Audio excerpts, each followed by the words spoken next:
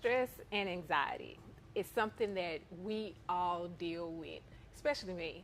I know I get anxiety all the time. And a little bit of stress and a little bit of anxiety is good for you. But what happens when anxiety begins to take over your life and you find it hard to continue to function? Well, tonight I am joined by my good friend and the beautiful therapist, Ashley Chirayil.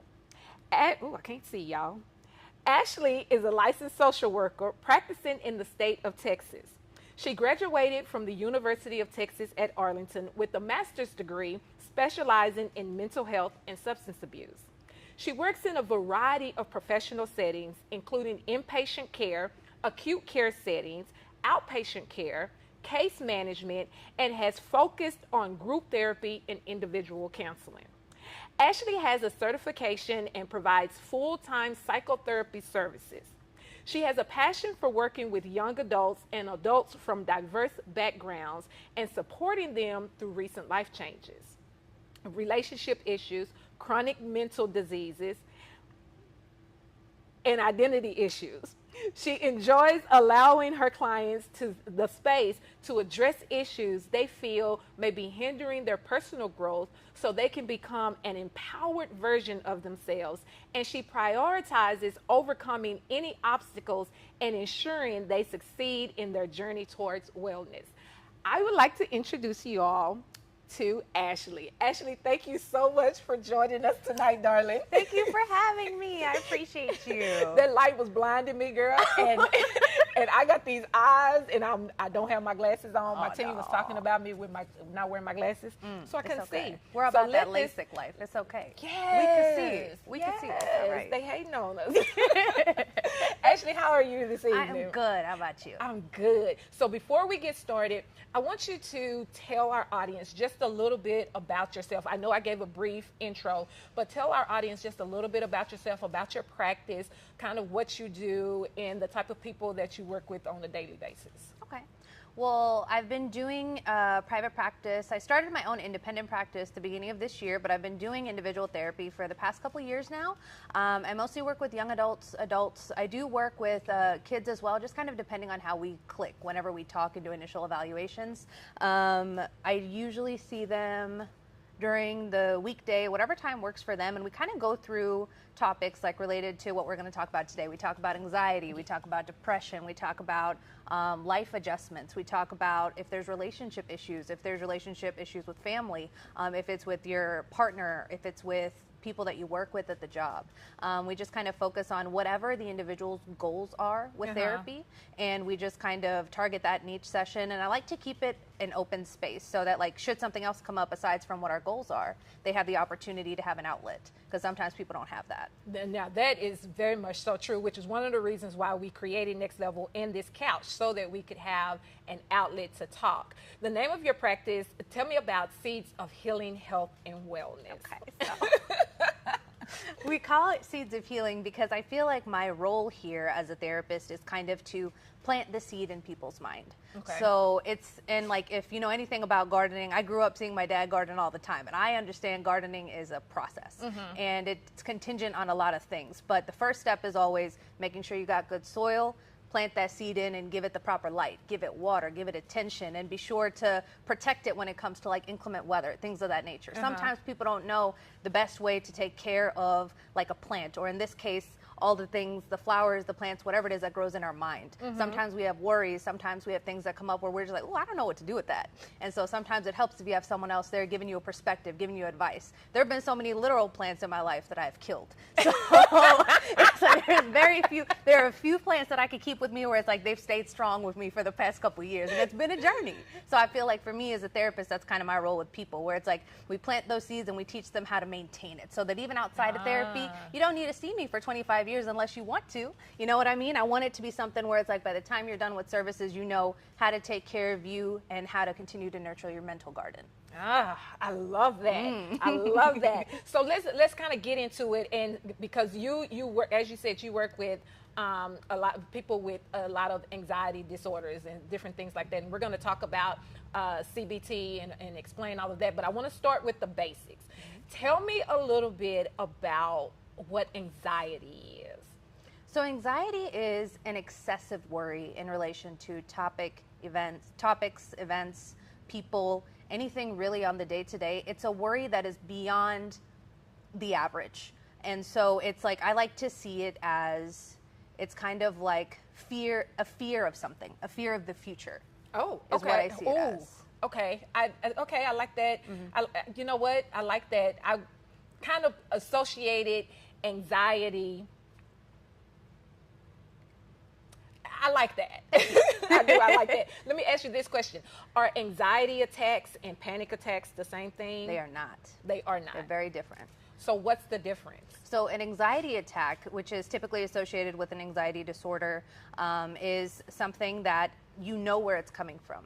It is triggered by a specific thing. It could be a certain place. It could be a person. It could be a season in the year where you have more anxiety, where you've noticed like a peak in that type of mood, and it's a gradual buildup when you have an anxiety attack, where it's like you notice it, you notice yourself getting a little nervous, you notice a little sweating, maybe a pit in your stomach, you notice yourself heating up a little bit. A panic attack is something where there is no cause. It just kind of comes, boom, boom, boom, and it comes from 0 to 100 really quick. Oh. You don't really have a chance to prepare as much when it comes to a panic attack, and those are typically only diagnosed as a panic attack when you have an official panic disorder. An anxiety disorder has different criteria. That's a little bit less severe. Okay, and as you just said, and you can prepare for an anxiety attack, which is, you're going to be giving us some tools on tonight on how to prepare for anxiety attacks and how to overcome anxiety attacks. Yes. But talk to me about different type of anxiety disorders.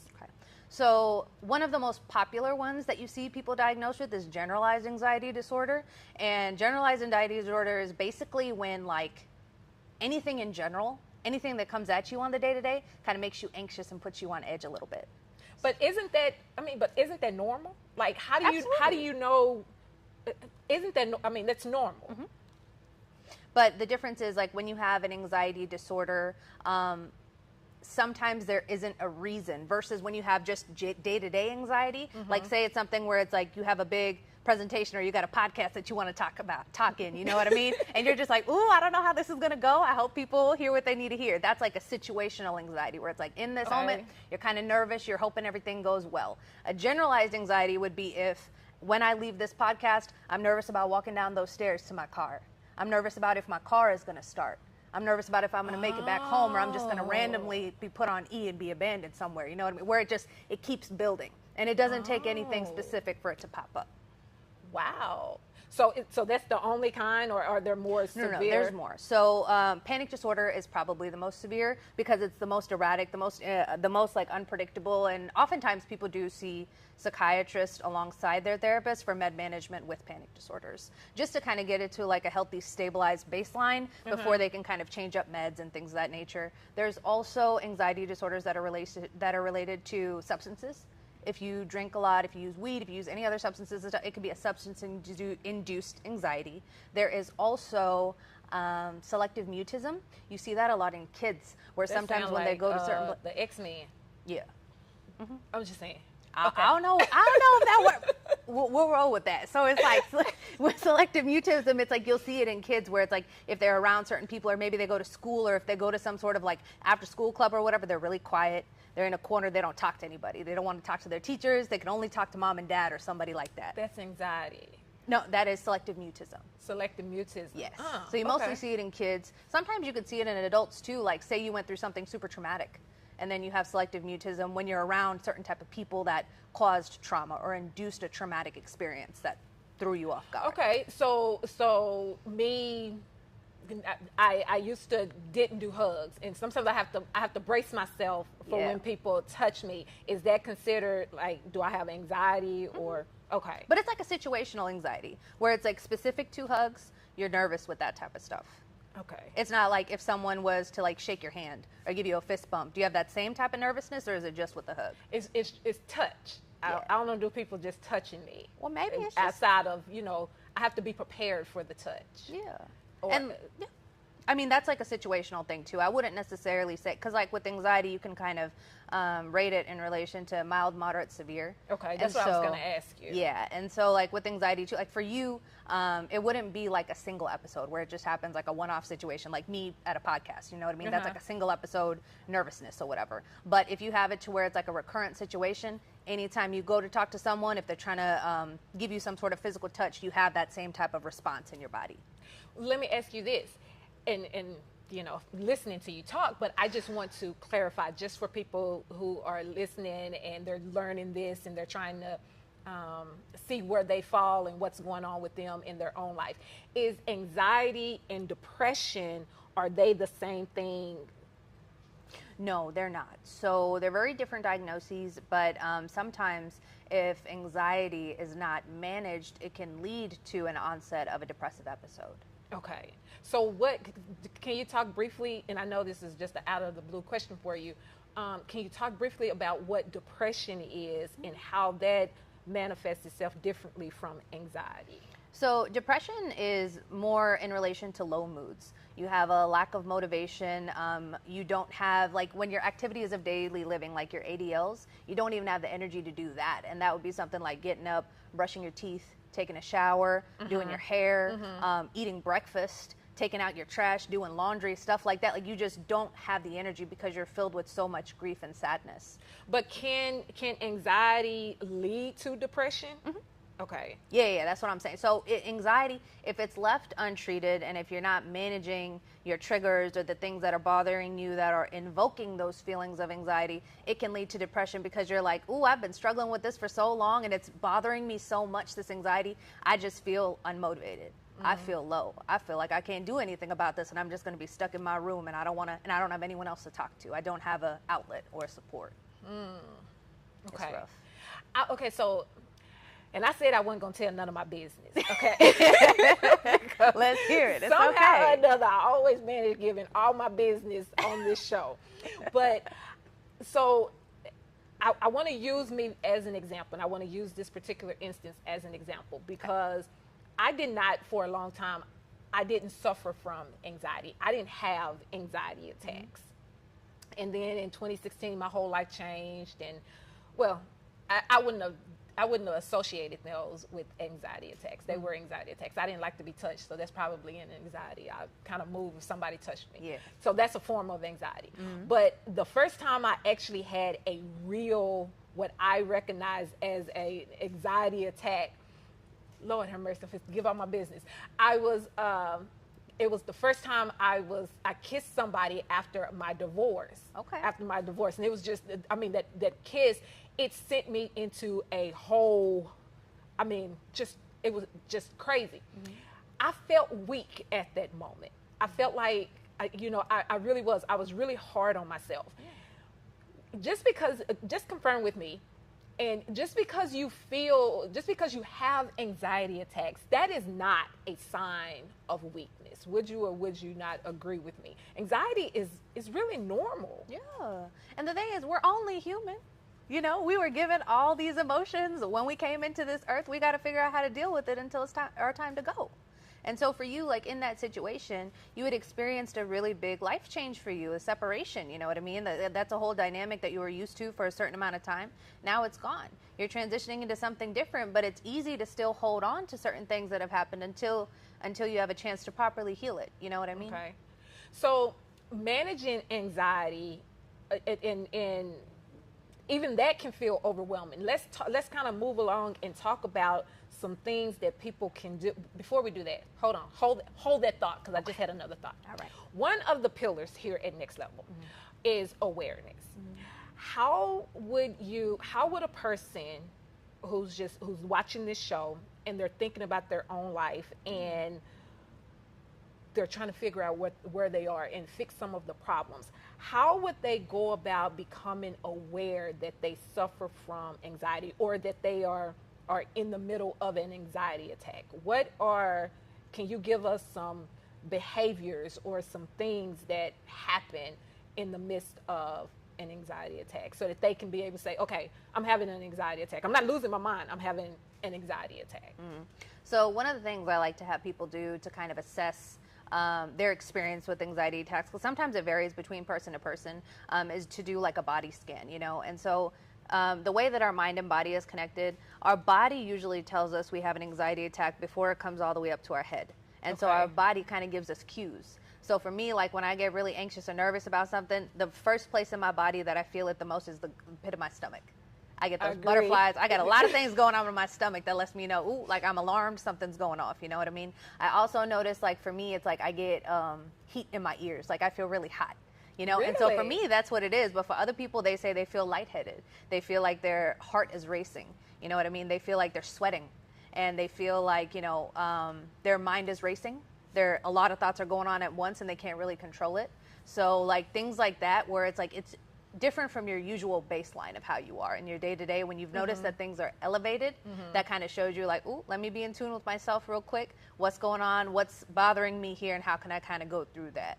With general anxiety and kind of figuring out if you have an anxiety disorder, like common symptoms of it that people don't acknowledge as parts of anxiety is if you have a lack of self-esteem, if you have feelings of hopelessness or feelings of like, oh, I'm inadequate in any type of way. Really? Yeah. Absolutely. Really? I didn't know that. That's why it affects women so much too, because we're constantly presented with so many different versions of like what we're supposed to look like, how we're supposed to be, how we should be as an individual in relationships and families, in a career setting and stuff. And so for us, like we have a lot of pressure put on ourselves, men too. But you know, for us, it's like there's a lot more things that we got to consider. Yeah. And so like, you know, the feelings of self-esteem, sometimes it's like one of the bigger things about anxiety is if you have a thing with procrastination. When you avoid doing things and you're just like, oh, I know I should be doing this. I know I should be going to the grocery store, but let's not do that right now. I know I should be submitting this paperwork, but it can wait. That's a symptom of anxiety? Yeah, because anxiety, when you get nervous enough about something, you avoid it as much as possible. Really? I may be suffering from a little bit of anxiety in a couple of areas. Just a little bit. It's okay. We all do. Oh, wow. I did not know that. I did not know that. So what are some ways, and we're going to talk about CBT, because tell me exactly what CBT is. It's cognitive behavioral therapy. Okay. Oh, you want, okay. Yeah, so it's a therapeutic intervention that basically connects your mind, your thoughts, your impulses, your beliefs into how it affects your body. And so do you use that to help people overcome anxiety? I mean, like, how does that help us, like me with procrastination? How do you use that so that I can get past it and get on in there? So like whenever you figure out what's going on in you mentally when it comes to anxiety, that's when we as therapists can kind of transition into, okay, so we see the root cause of this, we see why it's happening, we see how often it's happening. Now we need to transition into your body, so your behavior. We transition into kind of like a behavioral modification. So it's kind of like the things that you're doing in your day-to-day right now, how can we tweak that? How can we make that something that's a little bit healthier, more sustainable, more consistent for you so that you're less anxious about the unpredictables of life? So how do you, you have a client that comes in, let's say Shantae comes on into your office and I'm going to, do I lay down on the couch? If you want to, you can. Sprawl all the way out. I sit on the floor, I'll talk to you. I lay out on the floor. Yeah. Ashley, I am feeling anxious. It feels like I'm stuck and I continue to worry. And I have all of these fears. This is not panic, but I have these fears and I have these feelings about myself as if I'm not living up to what the vision of myself that I have for myself. Walk me through what you would do with me and how that session would look and where we would go from there. So one of the big things I would ask is, if you could envision yourself living in an ideal situation where everything is going your way, where everything is perfect, what would that look like for you? That would look like, I better keep all of those thoughts. I'm going to keep those thoughts to myself. All right. You need to. It's okay. Okay, so that's my first question. I'm not going to tell everybody what that would look like. So once we figure out what that ideal vision is, what makes you feel like you're not already in track to get there? I feel like a lot of things, I feel like there is where I want to go.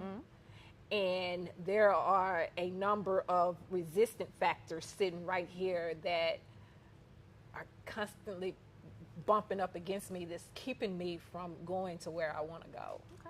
How many of those things, those resistant factors, are things that are in your control?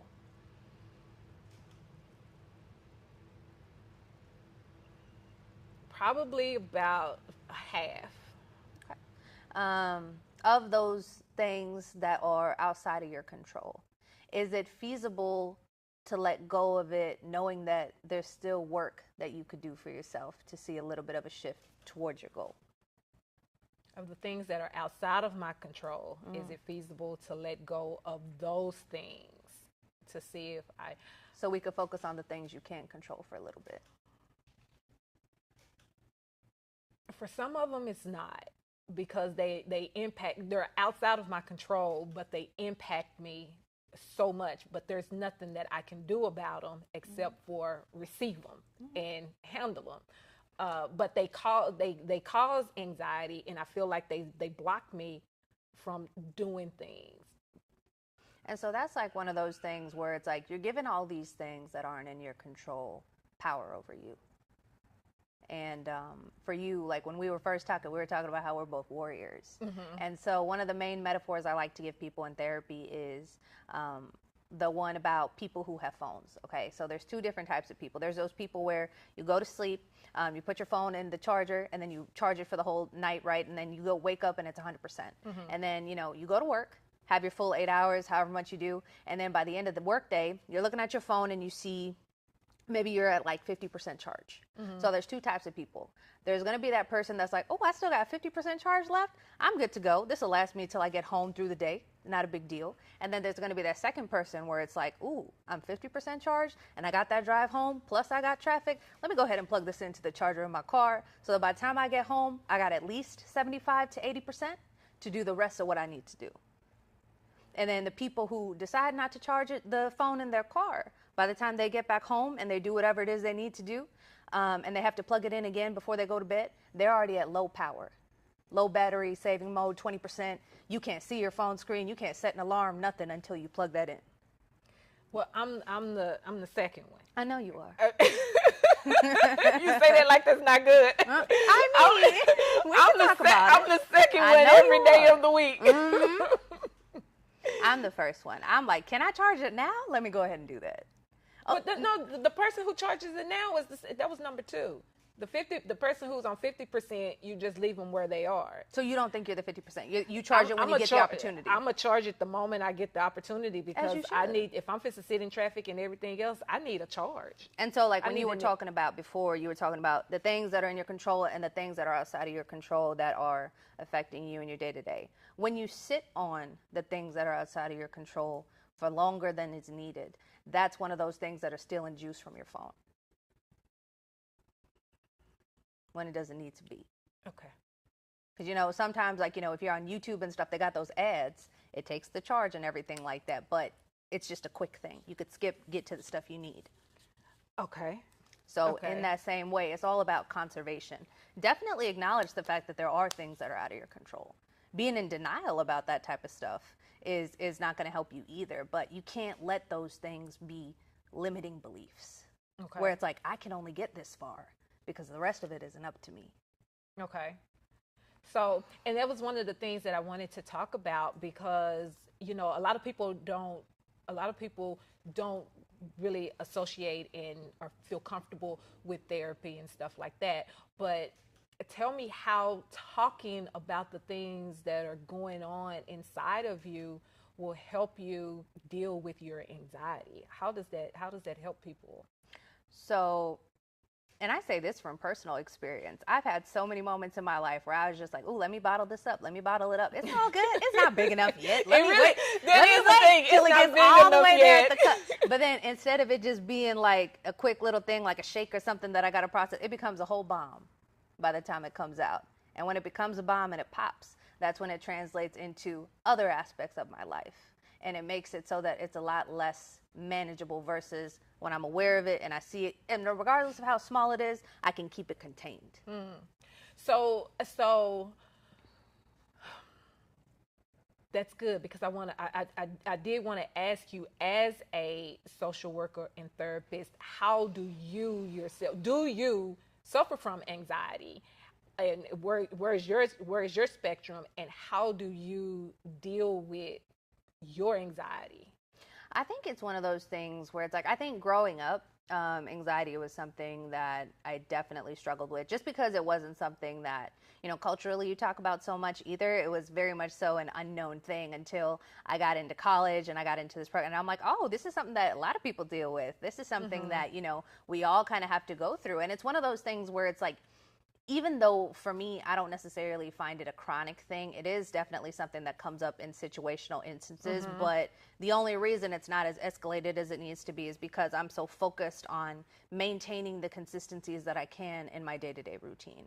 So as a social work and therapist, tell me, what does your day-to-day routine look like to keep your anxiety on a balanced scale? Because I'm gonna tell you one of the things that I do, and I want to really highlight some particular things that people can do who suffer from anxiety. One of the things that I do, and I know you do because we do it together, is I work out to help relieve a lot of my anxiety, a lot of my stress, because I live a very high stress life.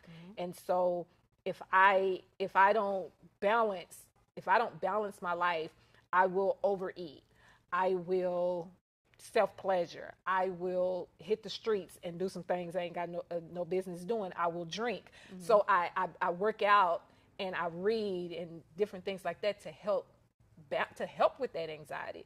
But sometimes, there's things that are going on that's causing anxiety that just don't work good for me. So what are some of the things that you do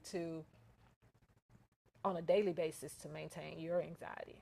So one of the main things that I like to focus on even before the day starts is the night before. I focus on sleep hygiene. If I'm not rested, if I'm not situated with the amount of hours that I need, anything can go down that day. Nobody is safe. So for me, I value that a lot. So it's by the time I'm done with my work day, I fix whatever errands I need to do. I make whatever I need to make to eat.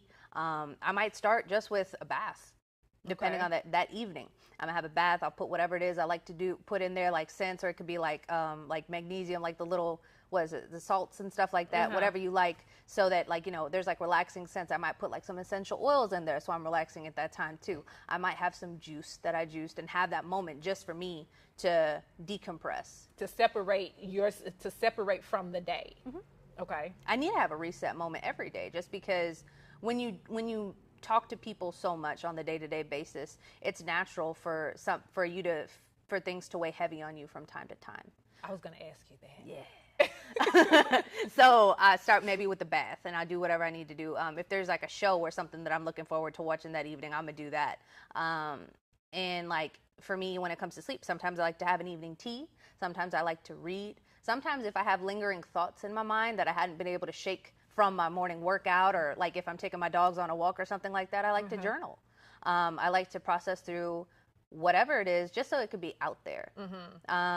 Sometimes if it gets so bad, that's when I would lean on my support system. I might want to talk to them about something, just get it out of my system, let them get whatever they need out of their system, just so that by the time my head hits those sheets, I'm not thinking about anything else except getting these hours, so that I can do the next day. Okay. So part of your maintaining balance and keeping your anxiety and emotions intact is you start with the night before and making sure that you have decompressed your day by doing all of those different types of things. So then what are some of the things that you do throughout the day that help you work off or keep yourself balanced? So I'll start the morning with the workout. Do whatever that is, process whatever I need to process that day, get mad about the exercises I'm doing, whatever.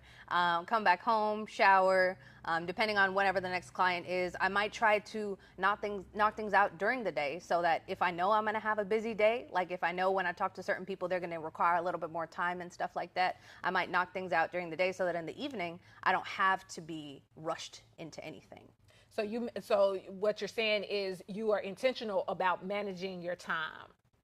and balancing your time throughout the day in addition to. And you do this every day.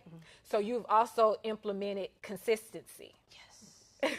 I need consistency. Because there's already, like we talked about before, there's already so many random things that might pop up that would be like, oh, well, now I got to go do this. Like, say my mom is like, oh, we need to go to Costco, and she wants to buy those heavy things, but no one else wants to go with her.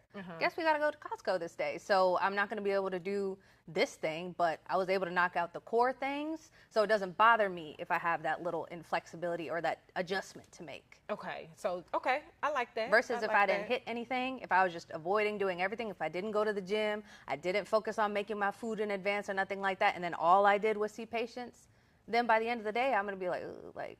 Does that cause you anxiety? Like when you, and sometimes I have to catch myself with this because I have such a regimen. And I like my routine. My routine keeps me balanced.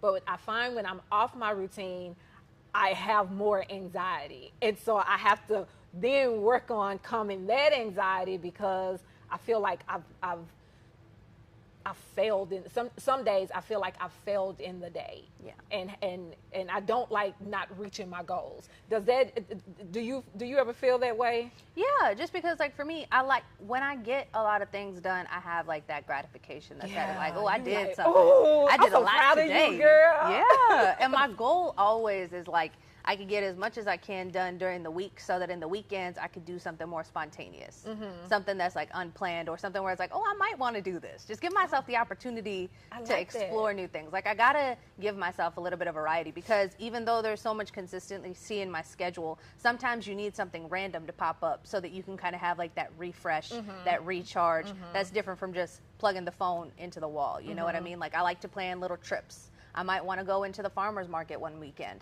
I might want to dedicate a weekend just to painting. Like I love painting. I feel like that's one of the greatest expressions of emotion where you don't really need to speak. You can put all you need to feel on a canvas. Okay.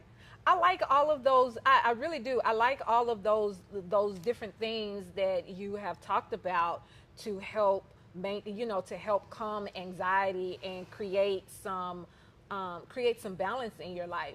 Let me ask you this. Because a lot of people suffer from anxiety and they are not on medication. How do you determine, or how would a person know that I'm at a point where just doing general techniques is not enough for me? I need to probably medicate or do something more. Like what's the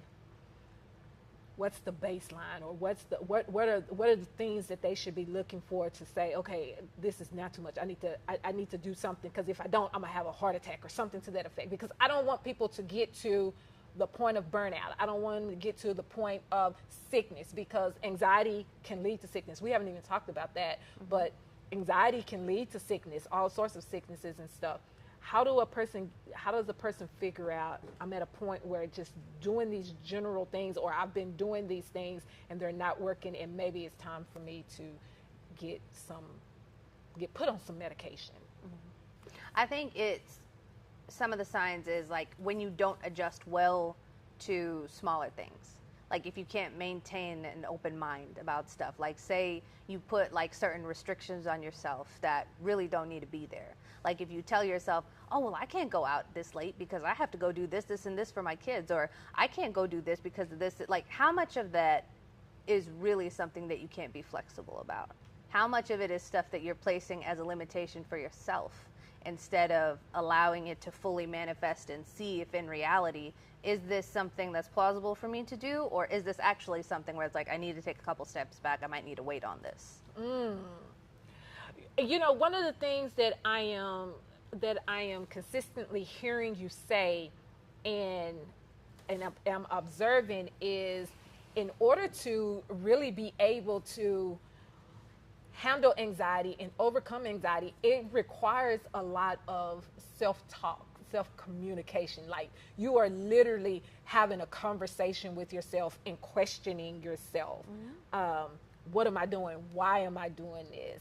And stuff like that. That's really what I seem to hear you say often. Yeah, because I feel like if you don't know you, you can't help anything around you. if you don't know what your triggers are, if you don't know who bothers you, if you don't know what type of events bother you, if you don't know what your interests are, what you definitely dislike, it's going to be one of those things where like your life just kind of becomes a loop and you're just going through the motions. And you don't have even the opportunity to be like, well, let me shuffle this deck and try to get a new hand. You know, it's just one of those things where it's like, I'm stuck here and I don't know how to get out. It's like those hamsters that are in those little wheels and you just keep running and running, but you're too scared to be like, oh, let me stop right now. So somebody who's watching right now, and we're about to turn it over to our audience so that they can ask you some questions. But someone who's watching right now who has realized I'm the hamster on the wheel. What's my first step? What do I need to do right now? What do they need to do right now? And part of that too, it kind of depends on your comfort level. If the first step is, I would say like the first step for me that I would do in certain situations would be reaching out to my support system. Check in with them and be like, am I handling this okay? Is this a rational thing that I'm thinking of right now? Like, does this make sense to you? And more often than not, like if those are core people that like trust you and they understand you and they know you all the way, they'll be able to check you immediately. Okay. And they'll be able to let you know like, hey, maybe we need to think about this a little bit more. Say you don't have a support system. The next best thing is a therapist. Okay. Just because like that's a neutral party where whatever you say to them, they can tell you without any sort of bias. You have full control over that session, what you discuss, and the feedback that you get from them is just going to be something that's completely about what you're dealing with right now and what you hope to be. Okay. It's not going to be something where it's like someone who's known you for 20 years, like say you talk to them about something and then they bring up something that happened in the past. Yeah, and they don't let you move forward. You know what I mean? The therapist doesn't have that. Okay. So basically what you're saying is to the person who right now, today, is feeling as if their life is spiraling, they need a plan. First step, reach out to your support system. Reach out for help. That's your, find your support system, connect with your support system. If you don't have a support system, connect with the therapist. And I think even before both of those things can happen is acknowledging that I'm not doing too good right now. Yeah, that's the first one. Yeah. Just we got to acknowledge where we are. All right. Ashley, thank you so much. We are going to turn it over to our audience after this brief message.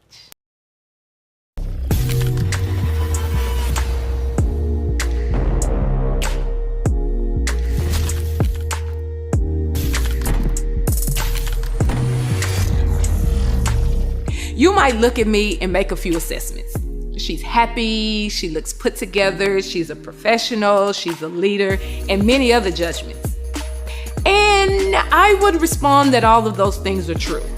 But a few years ago, you would have created a completely different list. God told me a sovereign secret. He said, the power to create is yours. Because before then, I lived in black and white, always ensuring I blended in and kept myself as small as possible.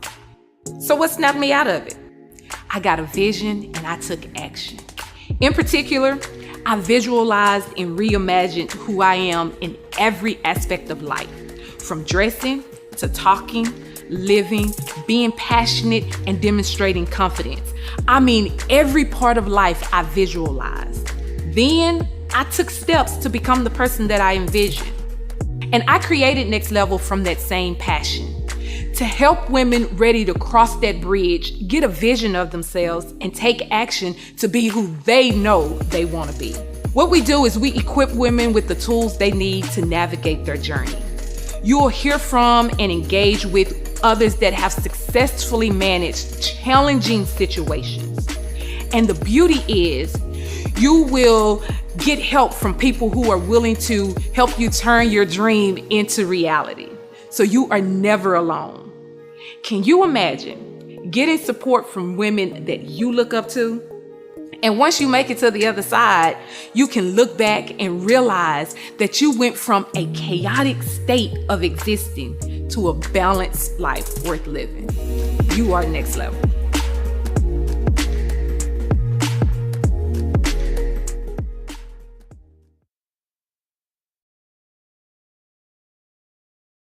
Overcoming anxiety with the fabulous Miss Ashley Chirayil.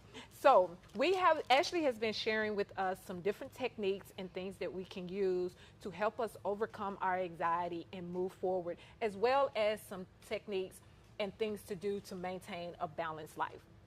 At this time, Ashley, what I like to do is I like to open up the show to our audience so that they can ask you personal questions that they may have as we've been talking here. All right. So let's get started. Okay. Oh, okay. One of the first questions is, what is the relationship between ruminating on a past event and anxiety? And are those connected, or are those two different mental health struggles? So I guess the first thing that we would need to unpack is the past event hindering you from your present? Okay. When you think about it, is that something that's keeping you from performing to your max potential?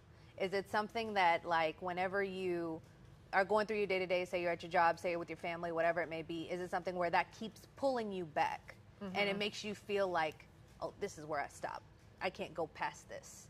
If so, then yeah, that can be something that is triggering your anxiety, and it can trigger certain anxious thoughts and the symptoms that we kind of talked about. So how do you suggest people slow down anxious thoughts? So one of the best ways to go about those thoughts is kind of understanding where they're coming from. So whenever you journal, it's important to focus on who, what, when, where, why. Okay. Whenever you have those anxious thoughts or those anxious, if you have an anxiety attack, track it and journal it on a regular basis first and see, is there a pattern? Because more often than not, when our body sends us these signals, there is a pattern because it wants us to acknowledge, hey, there's something that we need to look into. So we need to be able to, what I call, notice and name them. And so one of the techniques that you're telling us to use to help us move forward and overcome anxiety is journaling. Make a note of when you're having these attacks and when, what, Who, what, when, where, why. who, what, when, where, why. And sometimes it's going to be a NA. Sometimes maybe there isn't somebody. It's going to be a specific place. It's going to be a certain time frame. Like, say you experienced a loss or a big change at a certain time one year. Maybe you think back on it like how this person was saying, whereas like that specific, it still pulls at you. It just means it wasn't something that was fully processed. You haven't given yourself a chance to fully heal from it yet and see it as like, that was then, this is me now. Okay. I like that. How did you know you wanted to do this work? I think what was helpful was, so like in my family, there's a lot of people that are in the healthcare profession, medically, right? There's like a lot of nurses, there's doctors, there's PAs, pharmacists, all that type of stuff. But I was exposed to that from a very young age. I've been in hospitals, I've seen all the different things that they do, and I was like, I mean, this is cool, but like, you know, you deal with blood, you deal with all this stuff like internally in the body, like in a physical sense, that I just wasn't interested in. Okay. And I had taken a biology course in college, and I was talking to the lady about like different medical careers at the time, because that was all that I was really exposed to, and she was like, oh, well, if you don't like this biology, you're going to have to do this one next. You're going to have to do anatomy and physiology, and anatomy and physiology too, and all that. I was like, ooh, that's not what I'm interested in. And so thankfully, there were other people that I was exposed to that are in the social work setting. Okay. I have some family members who are doing it in different types of environments too, to where it was like I was able to shadow them, kind of talk to them about what it is that they do. And I liked it because I was able to help people make a healthy, sustainable change in their life in this career without having to dig inside of them physically, just mentally. I like that. Let me ask you this, and I guess we really didn't cover this at the beginning. A social worker and a therapist, are they the same thing? So if you're just a LMSW, typically you are not considered a therapist unless you're supervised under a clinical social worker, which is what I am now. There are people who are LCSWSs, and so they can supervise you for those 2 years while you do see patients in session and kind of practice, so that you could take your test and become a licensed social worker. There are a bunch of different type of therapists in general. So I'm an LCSW. There are LPCs, licensed professional counselors. There are LMFTs, licensed marriage family therapists. So anything you're looking for, there's something. There's psychologists. Okay. And they all have different specialties for children, adults. So you right on up in there. Yes. Okay, I got you. What is the mind-body? Okay, hold on. What is the mind-body connection between anxiety and stress? Between anxiety and stress and physical pain? It can definitely manifest physically. You will notice tensions in your body. If there have been things that have been lingering in the back of your mind, or things that are pulling at you for an extended period of time. And so sometimes things that are helpful with that, I've just started getting into this, is somatic movement.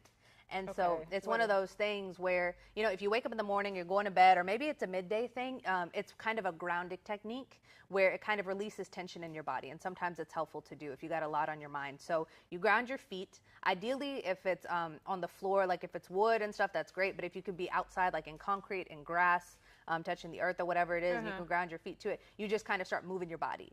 You shake, you move your head, you move your arm, you move your body, you jiggle it. And then whatever body tension that you have, it kind of releases.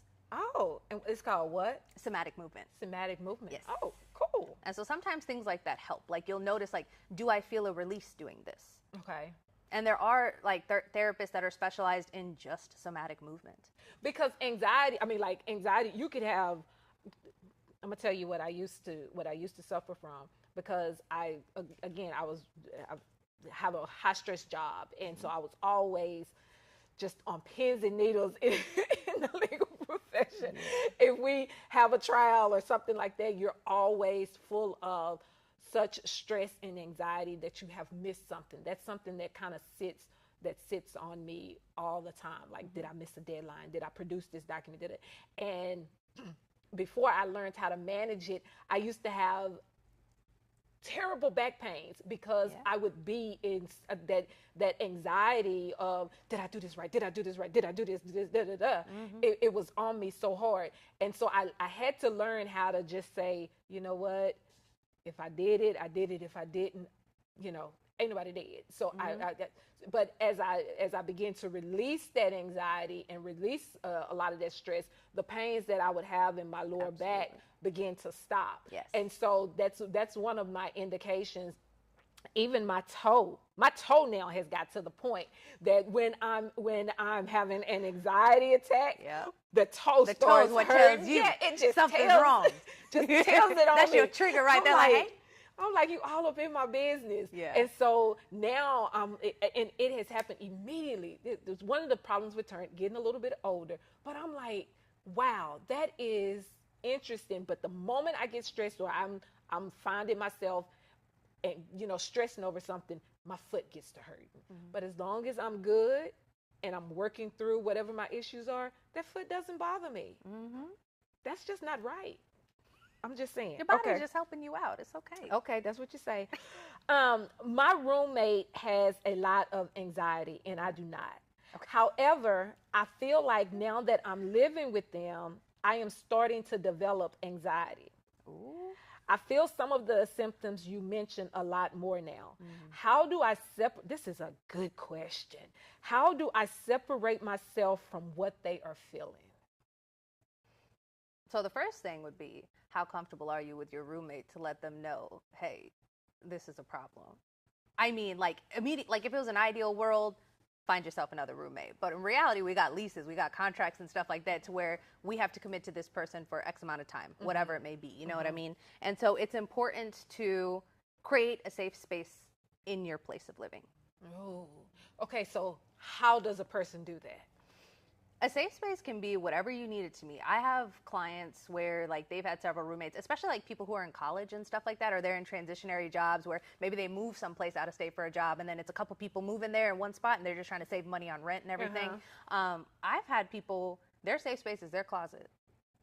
Okay. They have a little nook in their closet. They have a little couch there that they like. They have a light, or they have like some sort of like glow lamp. They have a different type of light in that closet that might make them relax a little bit more, and that's just their safe space that they go to. Okay. And then they come back out and they reset. So thing number one that you would tell them, create a safe space, a safe space in your home where you can go and decompress and come back out. Yeah. How would you tell them how to address her roommates, especially if they don't think they have anxiety. Oh, so or the roommate doesn't think they have no, anxiety. I'm just saying if they are not people who are as aware as she is, and they're not aware that they live with high anxiety and all of these emotions and stuff all over the place, how would she address them so that, okay, we need to have a conversation about this because, boo, you acting crazy. You can't just say that. Yeah. So how would she have that conversation? How would you suggest she have that conversation with them? I think first you would have to open yourself to the idea that she probably doesn't have a support system that can check her, and maybe her being her roommate is going to have to be that support system. Yeah. And it's okay. Sometimes it's temporary, you know what I mean? It doesn't have to be a full-time thing, especially if you know it's something that affects you. But you can have a conversation comfortable enough to, like, at least, if it's not something where you're like, oh, you need to go see a therapist, be like, hey, who do you like to talk to? Who are your go-to people whenever you're sad and stuff? Who do you like to hang out with? Do you have people you like to hang out with? Do you like to do other things alone that you could enjoy by yourself if you don't like to talk to other people, if that makes you nervous? You know, help them kind of realize that they don't just need to sit with this. Sometimes people don't realize there is an opportunity to fix something, regardless of how old you are or how deep you're in it. So, you know, for her, it's maybe like her kind of tapping into bringing it to light. Okay. And she understands her roommate best. So whatever the way is that she feels like would be the best time to approach that person with that, I think that would be important. Just to be like, hey, how do you feel about how you kind of operate in your day-to-day? Okay. Is this good for you? Like, do you feel like you're thriving right now? You don't feel anxious about anything? Do you feel sad about anything? And then more often than not, sometimes when you just ask those open-ended questions, people will start to open up, and they may realize it for the first time then. If you don't have someone to ask you those questions, it's hard to know. Well, I was going to ask you, what does, if building a support system to help you manage your anxiety, what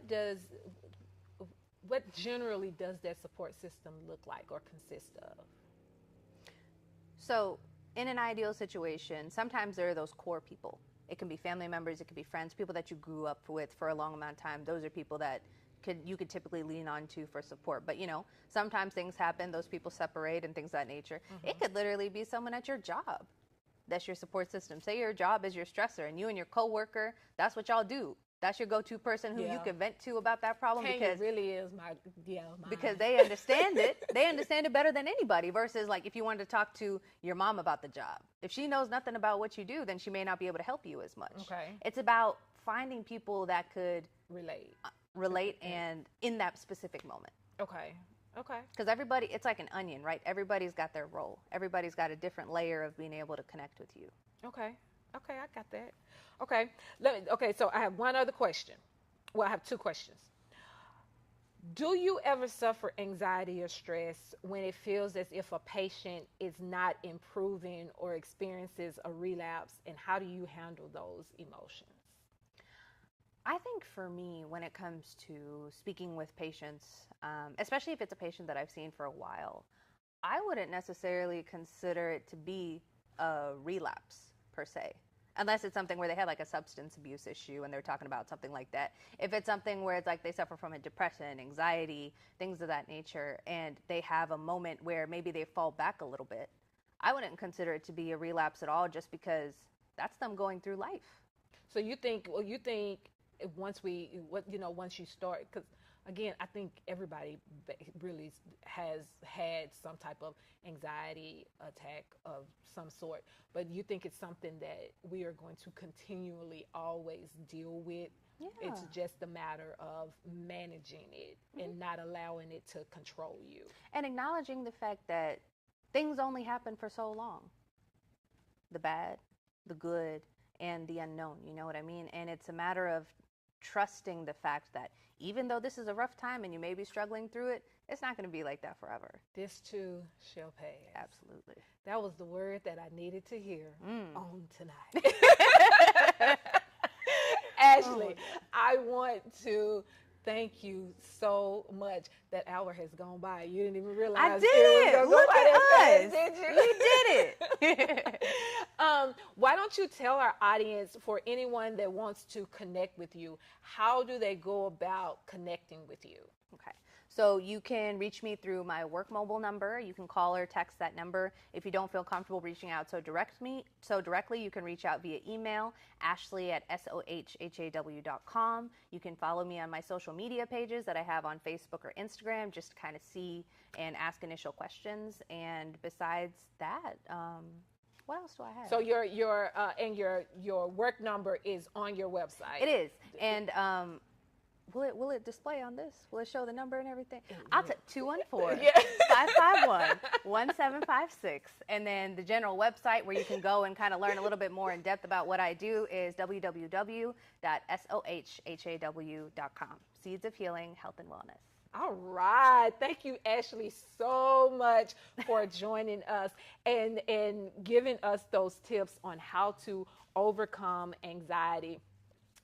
I want to remind everybody before we get into all the good stuff, I want to remind you to, if you have not gone and downloaded NexLevel magazine, go and download the app and get NexLevel magazine. It is filled with additional tips and techniques to help you move forward in life. We are here constantly providing you all sorts of avenues, information to help you grow. I also want to encourage you to go and subscribe to our YouTube. We release a new episode every Wednesday. You can follow us on YouTube at nexlevel.org. We are doing amazing things. I'm so excited. And I want to encourage you, I want to talk to you about as we get ready to wrap up. And Ashley is going to join us. October is Breast Cancer Awareness Month, and NexLevel is going pink. And I want to invite you, all of our listeners, I want to invite you to join us on September 30th. We will be at the More Than Pink Walk in Fort Worth at 8 a.m. I know it's early, and you may even have an anxiety attack because it's early. But if you come walk, that's going to help you with your anxiety. There you go. And so we are joining the fight to help bring awareness to breast cancer. In the month of October, I want to encourage you to not miss not one single episode, because we have something special for you. We are going to have a different person every week. We are going to be talking to breast cancer survivors. We have representatives from the Susan G. Komen Foundation who are going to be joining us.